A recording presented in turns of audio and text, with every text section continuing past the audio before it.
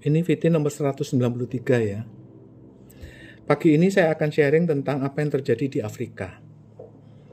Di Afrika itu sebagian adalah negara demokrasi, sebagian adalah negara diktator. Nah, secara umum kan dikatakan bahwa Amerika itu nggak suka dengan diktator. Apa benar? Jadi Saddam Hussein dan Muammar Gaddafi itu dianggap sebagai diktator, maka dia digulingkan. Apakah benar bahwa diktator itu dimusuhi oleh Amerika? Coba cek faktanya ya. Jadi ada 3 pembahasannya itu. Pertama, apakah diktator itu dimusuhi Amerika? Faktanya, 1, Ratu Elizabeth itu dia diktator, ratu raja berkuasa sampai hampir 70 tahun. Buktinya nggak diapa-apain? Kedua, Malaysia itu masih raja. Rajanya ada, masih raja. Jadi yang dipilih itu Perdana Menteri. Tapi rajanya ada. Buktinya Malaysia rajanya nggak dibunuh. Gitu.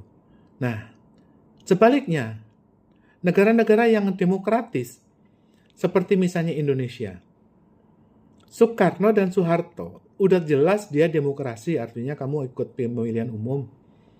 Buktinya digulingkan.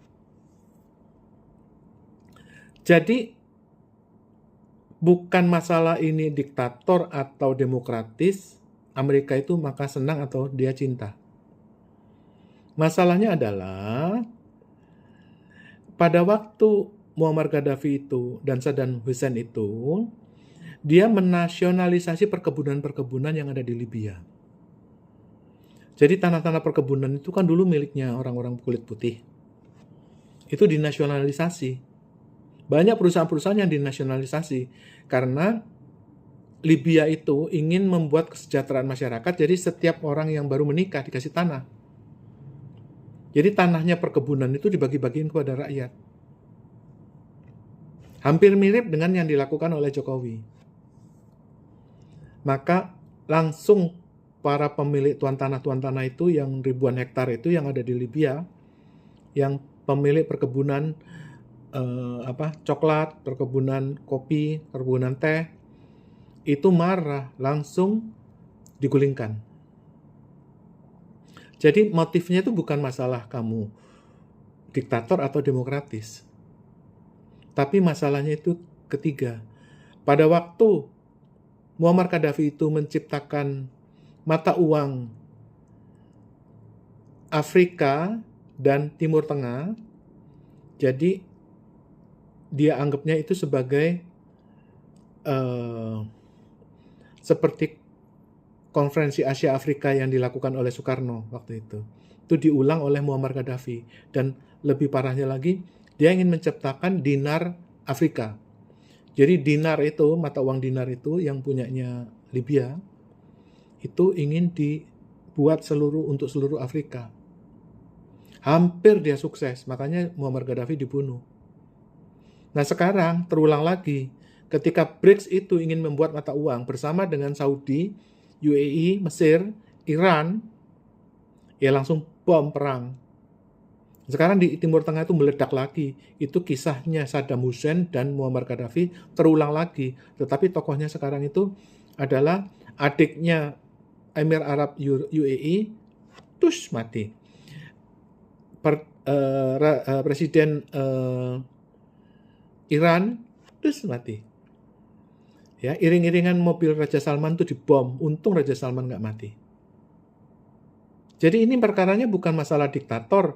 Ya, Saudi itu udah kerajaan diktator udah lama, udah 50 tahun. Tapi nggak apa-apa, begitu dia bikin BRICS, mata uang bersama Rusia, Yuan, bersama dengan Timur Tengah, itu mengulang kisahnya Muammar Gaddafi. Nah, bagaimana dengan Indonesia? Indonesia ini tertolong karena apa? 2 kali kita kudeta, Soekarno dan Soeharto, tapi kita 2 kali kerusuhan, tapi kita nggak sampai dibom oleh Amerika. Kenapa? Karena pada waktu Soekarno turun, ganti Soeharto. Soeharto turun, itu menjadi ganti Raja Sanjoyo. Nah, orang Raja Sanjoyo lah ininya sebagai penengah. Sudah, Soeharto turun, biarin aja. Raja Sanjaya tidak mengambil tindakan apapun, keputusan apapun. Padahal tahun 98 itu akadnya Soeharto udah dicabut. 10 tahun Raja Sanjaya topo bisu, diam aja. Jadi Soeharto tuh nggak tahu akadnya yang baru itu sama siapa. Karena Raja Sanjoyo bungkam 10 tahun. Baru setelah Soeharto mati, baru dia ngomong bahwa penerus akad Soeharto adalah Raja Sanjoyo. Oleh karena itu, pertanyaannya, apakah Indonesia itu kerajaan? Ya bukanlah. Ya buktinya pemilihan umum kan milih capres. Lalu statusnya raja itu apa? Raja statusnya adalah donatur World Bank. Satu.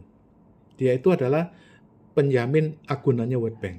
Ya, kalau nggak ada emasnya dia, World Bank itu nggak bisa ngutangin. Ya kan? Kedua, hak raja itu adalah mengumumkan perang, menyatakan perang. Makanya sekarang presiden itu tidak bisa menyatakan perang. Disebut dulu ABRI, Angkatan Bersenjata. Sekarang kan TNI, Tentara Nasional. Artinya TNI sekarang itu adalah National Guard. Garda Nasional, artinya tentara keamanan. Bukan tentara bersenjata, tentara perang. Bukan Angkatan Perang Republik Indonesia, bukan. Tapi tentara National Guard, Tentara Keamanan Indonesia.